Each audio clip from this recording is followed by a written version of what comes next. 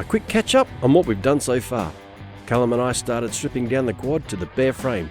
Then it was on to removing the totally rusted bushings that were in the front swing arms. First with a heat and then a hammer. That still didn't work. Some of them freed up, but some didn't. So they got drilled out. Then the steering rod got straightened, stripped and then painted. And then I tested out a hand sandblaster, but soon realised I didn't have enough constant pressure for it to work how it really needs to work. So a wire brush on the grinder did the trick. Then it was on to a minor repair of one swing arm with a spot of welding and grinding, and then they all got painted. Now it's on to the exciting part of putting the quad back together, with Callum and I back in the shed. So we're going to see if we can maybe work on getting all the rust off this. We'll give it a spray, a couple of the parts on here from the axle, clear off, give it a spray paint them.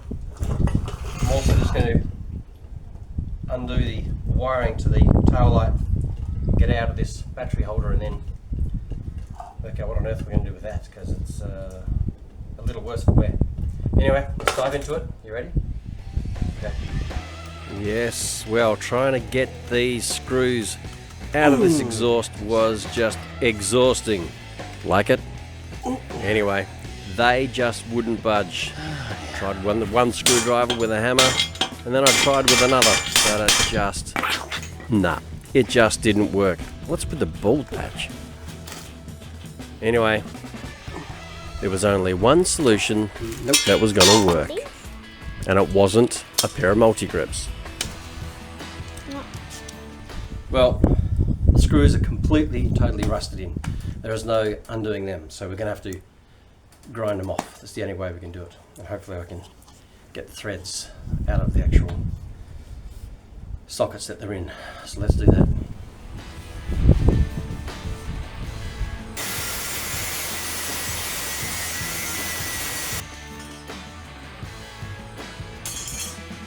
Got them off. Let's see if I can get those out now. Well, I tried to get them out, but they just weren't going to come out, so I had to put the exhaust to the side so I could leave it for another day. Then it was on with the hammer, and I tried to straighten up the end seals. They were pretty dented.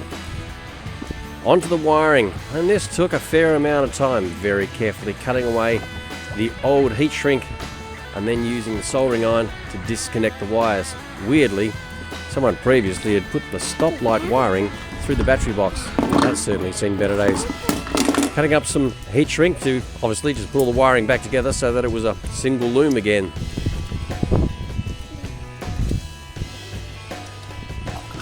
So with the help of Callum, who brings his hand in and holds it down, simply connected all the wires that were the corresponding colours back together and then slid the heat shrink over in place. And I simply just used the heat coming off the soldering iron to shrink the wiring.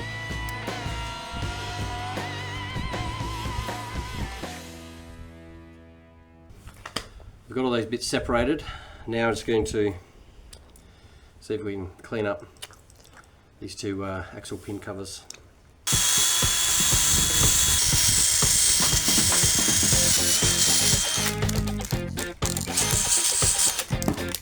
Well,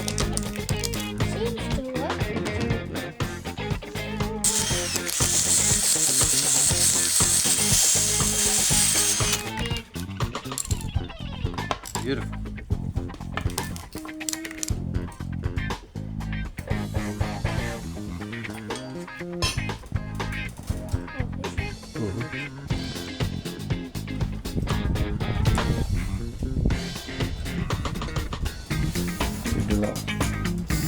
That's it.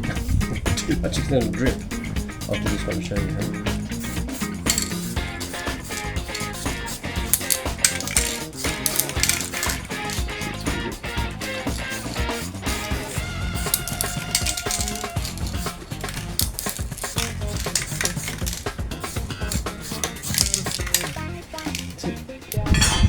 Now a huge shout out to my awesome brother Jimmy from ASTEEL Powdercoaters. Just have a look at that frame. So after giving the quad a quick wipe down, then time to start getting it back together. Callum was pretty excited, of course. So the first thing to do was put some grease in where the part's going to be moving. And the first thing to go in was the steering rod. So after putting the rubber bushing back on the front, then the 2 bolts with the locking plate slid in, which also has a loop on it, which is where all the wiring goes through.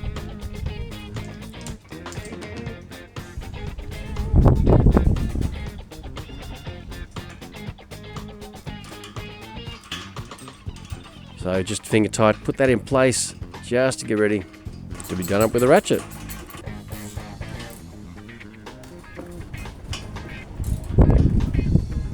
Unfortunately, with this camera angle, with it being so bright outside, you really can't see the underneath. But I was putting the washers in place and the locking nut. We're going to put the brake pedal on.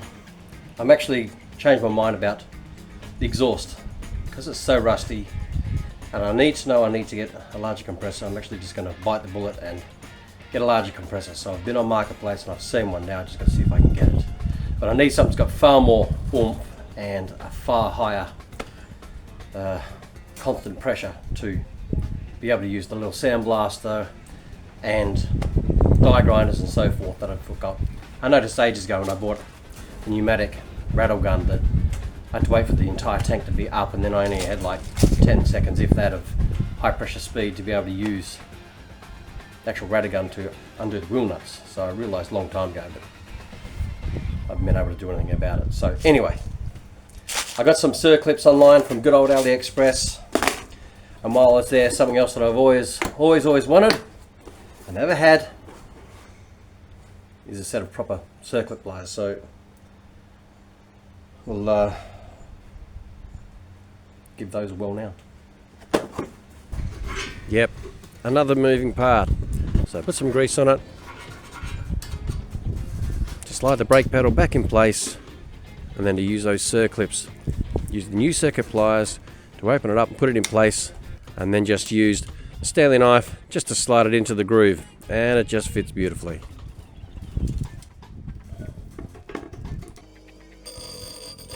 Now the steel bushes that came out of the swing arms, well, I had to put a little bit of an engineering brain on. I thought there was just so minimal room between the bushing and what the bushing was sliding into. So I thought, well, if I just create a little groove, then there'll actually be a spot for the grease to sit in.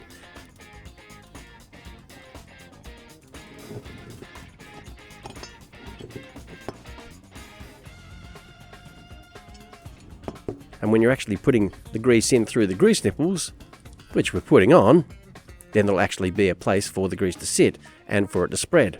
So watch this space. G'day everyone, we're back in the shed, Callum and I've even got my eldest on the camera today who's helping us out. Well, we've had a delivery. We've now got the correct chain, and it's even nice and gold and blingy. So instead of it going on the quad, this is going to be Callum's. It's too big. But we can cut it down in size. So that's all good and ready to go. We've still got the material coming that is going to be for the swing arm bushes, and that's the kind of one thing that I'm waiting on. But what we're going to do today is we're going to put the rear swing arm on using the end caps that Callum coated a couple of days ago. We can put the rear axle on. We're going to put one of the swing arms on the front, which means we can even connect that hub. I'm still on the hunt for a larger compressor because the little Ryobi is just not enough grunt, because there's still some things that we want to sandblast and coat, like the exhaust and a couple of other pieces. So let's dive into it.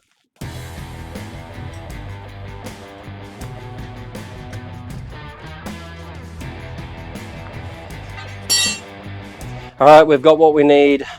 This is the swing arm. We're going to give it a quick wipe over. We've got the two bushes that go inside the ends are slightly longer than what was in there originally. So the internal hollow rod that was also in there, which is a spacer between the two, is going to have to be cut down. So these are actually slightly longer. So you can take those out of the packet,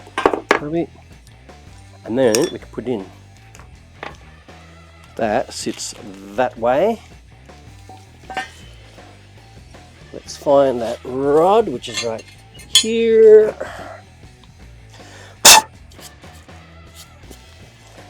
So that sits inside here. Yeah, not yet. Those two.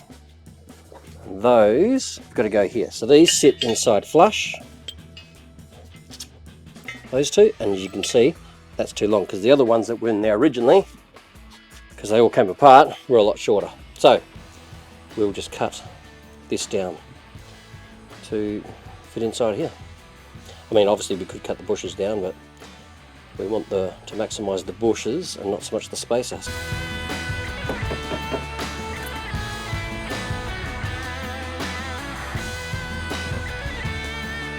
Yeah.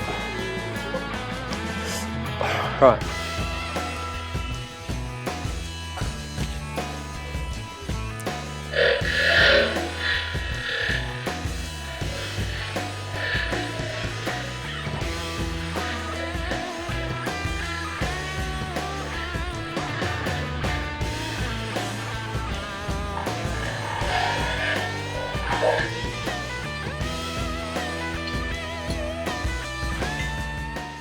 Okay, we've cut it and it's the right length.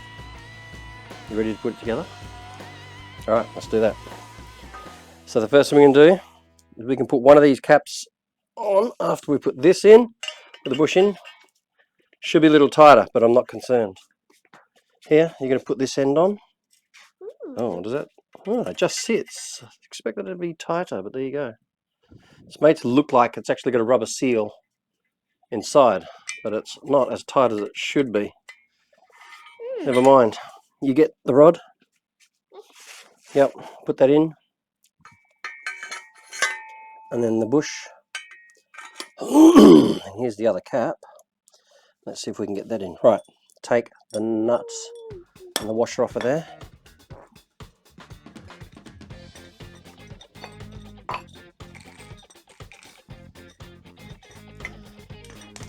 Take that washer off. And, right, I'm going to put it through here. Let's get this in here first, like that. Cap on. Now, it's lined up. Bobby, can you tell me if it's coming through that hole? Is it coming through the hole? Am I in the right spot? Where is it? No. Can you line it up? Move this around so it's in the right spot. Is that it? Ah, excellent. Put that on the outside. Put that on there.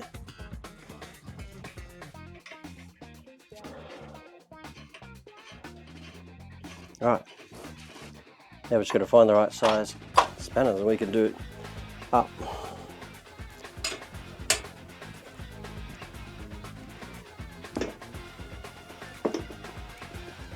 Yep, and then move it down again. Yep, take it off. No, take it off. Take that off, and then come back on there. Do it up again. Come on, muscles, push, push. There you go. Now take it off and see if you can do it again. Pull, pull. That's as tight as it goes. That's as tight as you can get it. Okay. Not sure if it's supposed to go loose like that, but that's how it is. So between here and here, the shocky goes. Up. We could even put that in. We should really give these a bit of a clean up. Let's check which one it is, because two are the same, which means they're the front, and one's shorter, which means it's the back. Does it go that way? Or that way?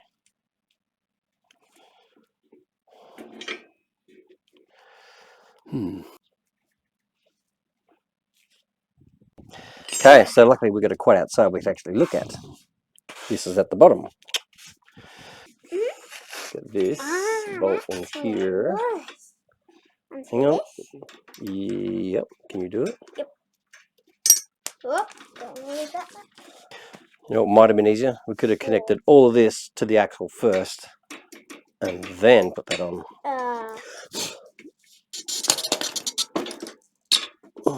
Make sure it's lined up first. Hang on.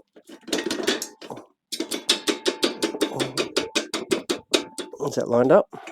Should be. Is it? It shouldn't be too hard to get in there like that. Why is it so hard? Oh, you know why? We need to come in this side and be much easier. Bingo. Put that in there. Long way. Long way. Yep. This way? Yep. You do it up.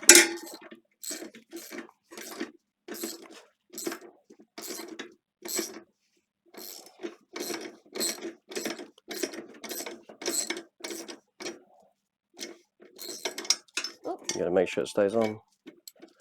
Is that it? Feels like it. Let me do it. I'll check. Nice. Let's do the top one. You can do this side and 14. You hold that on there. I'll do this side. You got it? You got to keep your hand up there. Keep that on light so it's nice and straight.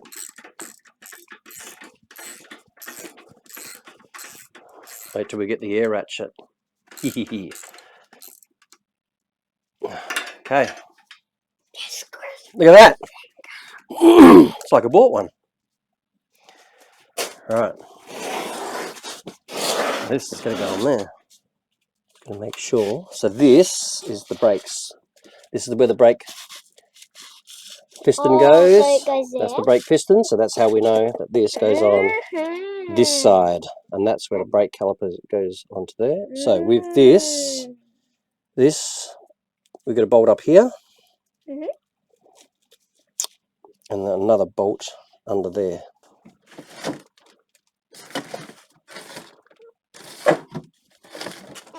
We've got the bolts. There's 4 large bolts, which is good, and then there's 2 adjuster nuts, which adjust the tension on the chain to the actual sprocket. They're pretty rusted, so we should give them a quick clean up and a quick spray while Callum has asleep on the floor. Come on, more to do. Hop up.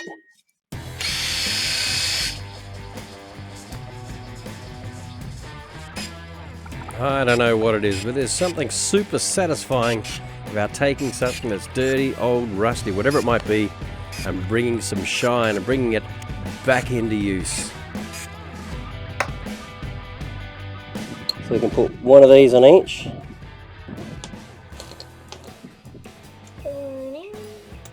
And this one here is all chewed up, so that's what's next to where the cog was. The thing is too, Lovey, we've got to, that's like that, because that's where the caliper, brake caliper bolts onto. We've got to lift this up into here.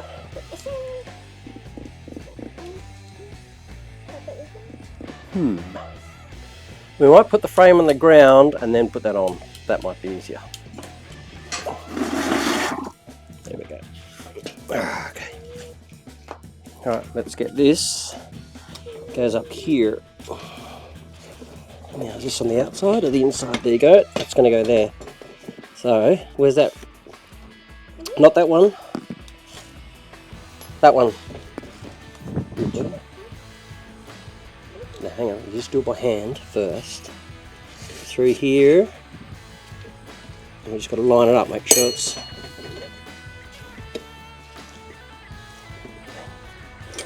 Take that off.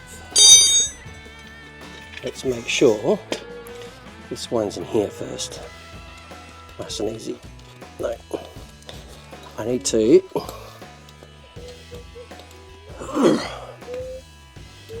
because the threads are so badly chewed in the beginning of this, because it was originally being sticking out too far and hitting the chain when it was coming off, it's wrecked it. So I'm going to grind a little chamfer on there, and then we can put it in.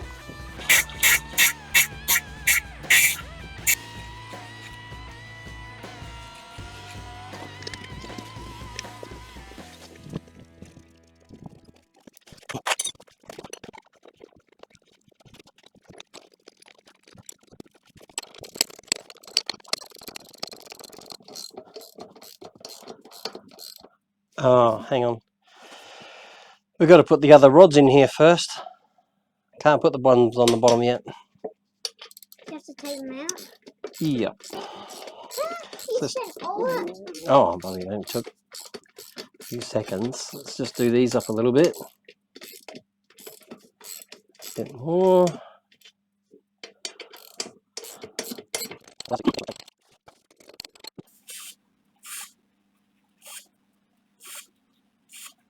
Stand back a bit, you're too close. Now go down it as you spray it. That's it. Now do this one. this one? Yep. Too close, Bobby, too close.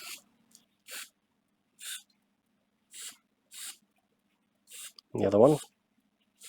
That's it, the other one.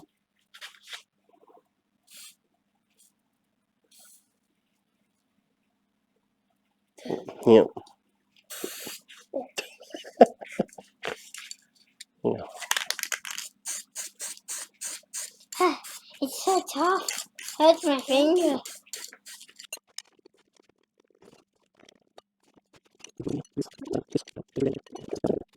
Well, as we're about to find out, these things took far longer than they should have.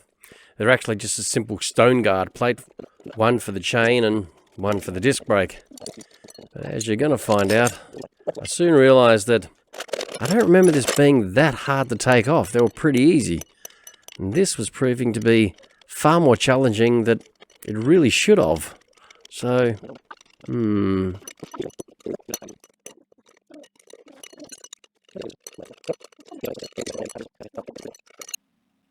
Oh, that worked.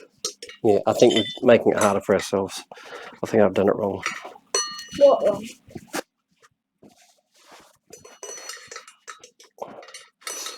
I think it should be this, probably supposed to go like this, Bobby.